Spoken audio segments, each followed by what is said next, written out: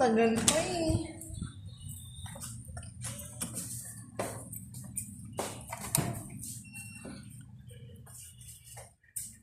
Magulo na.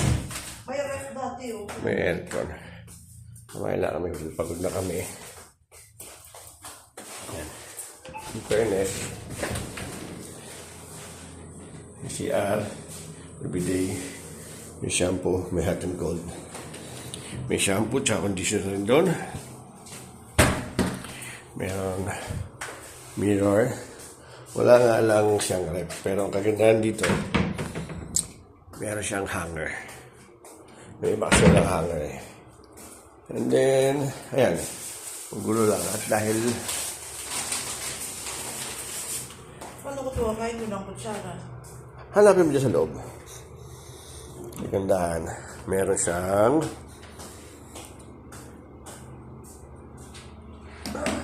naka-smart TV rin siya.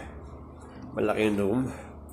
Tapos, ang view sa labas. Pwede ka rito mag-vape, mag-yosi. Ayan. Tahimik naman siya, hindi dinig yung ingay sa labas. Ayan. Recommended tong room na to. For the price of, how much, China? Magkano yung per night dito? 1,000 something plus. Oh. Sabi mo ng 1,100. Meron ka ng Wi-Fi TV ka na. May free dalawang 250 ml na tubig. Kaya okay na rin siya. Pasya na kayo dito. Dito lang yan sa Red Doors Evangelista.